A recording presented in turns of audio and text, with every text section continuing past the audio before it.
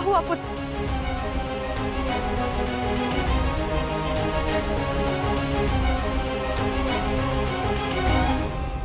तुम कुशल तो हो ना? माँ वो मुझे क्षमा। तुम्हें क्या हुआ था पुत्र तुम्हें?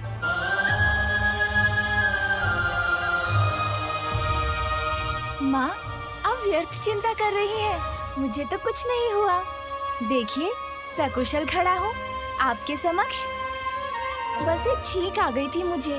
और हाँ, एक कोई थे यहाँ, वो मुझे घूर घूर कर देखते रहे। फिर उनके सर में पीड़ा उठ गई। मैंने उनकी सहायता करने का प्रयत्न किया, किंतु छींक आ गई। फिर तो उनका रूप ही परिवर्तित हो गया माँ।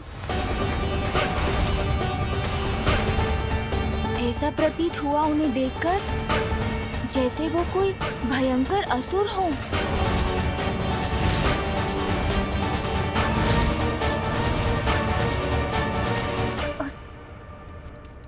यहाँ कैलाश में? गौरी, क्या हुआ? गजानन कुशल तो है? स्वामी, एक असुर था यहाँ और हम उसे पहचान नहीं सके। गजानन पर घात लगाए बैठा था। कौन हो सकता है वो असुर स्वामी?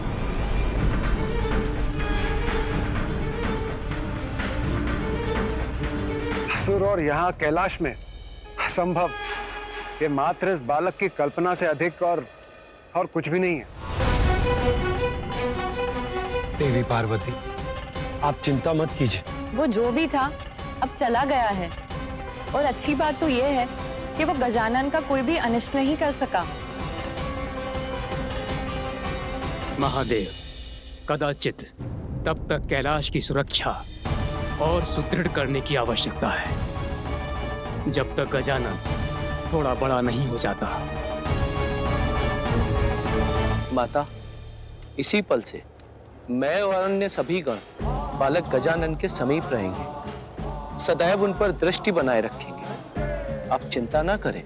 आज उसका कोई अनिष्ट नहीं हुआ, इसीलिए शांत हो जाओ। यही सुझाव है ना आपका भ्राता श्री हरि नारायण, देवी लक्ष्मी? किंतु कैसे? सभी संकटों से संतान की रक्षा करना तो एक माँ का कर्तव्य होता है। संकट मुख खोले खड़ा, तो मैं उससे मुख कैसे मोड़ लूं? मेरे पुत्र का कोई अहित हो, उसकी प्रतीक्षा नहीं करूंगी मैं, क्योंकि तब कुछ करने का भी क्या लाभ होगा। शांत नहीं रहूंगी मैं। ब्रह्मदेव, देवाधिदेव महादेव का निवास कैलाश है। संपूर्ण ब्रह्मांड में सर्वाधिक सुरक्षित। यहाँ सुरक्षा में कोई कमी नहीं।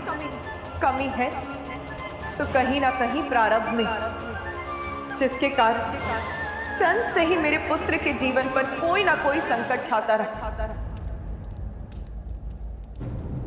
सुनिए सब, जब तक मैं अपने पुत्र गजानन की सुरक्षा के प्रति निश्चिंत नहीं हो जाती, मैं अपनी चिंता नहीं त्यागती।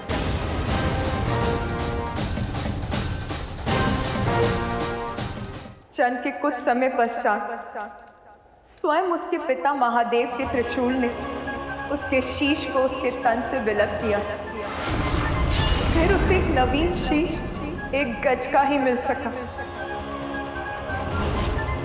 और आज यहाँ आप सभी की उपस्थिति में एक असुर ने यहाँ आकर मेरे पुत्र पर घात लगाने का साहस किया, तो फिर भविष्य में कौन सा अज्ञात संकट किस रूप में उस पे टूटेगा, ये किसे ज्ञात है? माता, जो भूतकाल में हो चुका है उसका विचार कर स्वयं को कष्ट देना उचित नहीं, और जो हो ही नहीं सकता उसकी कल्पना कर उसकी चिंता करना और भी कष्टदायक हो सकता है।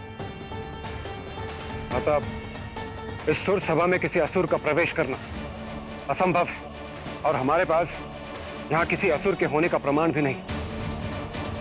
इसलिए संभव है कि इस बालक ने अपनी कल्पना से कोई गलत कर लिया। देवी पार्वती, आप गजानन की मां हैं। आपका उनके लिए चिंतित होना स्वाभाविक है, किंतु आप हम पर विश्वास कीजिए। हम सभी गजानन की सुरक्षा का ध्यान रखेंगे। उनके साथ कुछ भी अनिष्ट नहीं होगा। भूतकाल में काल के प्रकोप को भूलने की बात कर रहे हैं देवरा। प्रमाण चाहिए आपको। देखिए गजानन का गजन और स्मरण कीजिए ये मुख उसे किस लिए देना पड़ा। ठहर जाइए, किसी को भी भीतर जाने की अनुमति नहीं है।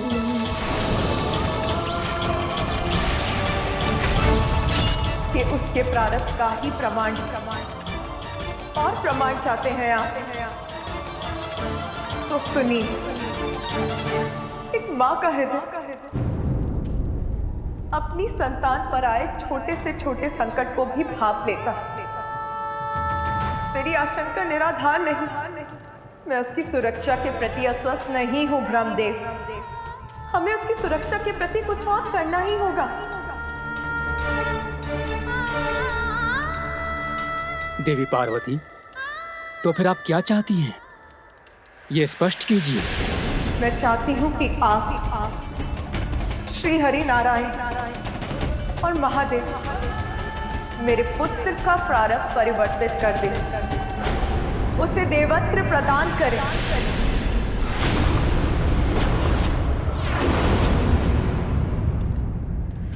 क्षमा करें माता, किंतु मैं आपका ये प्रस्ताव समझने में असमर्थ हूं।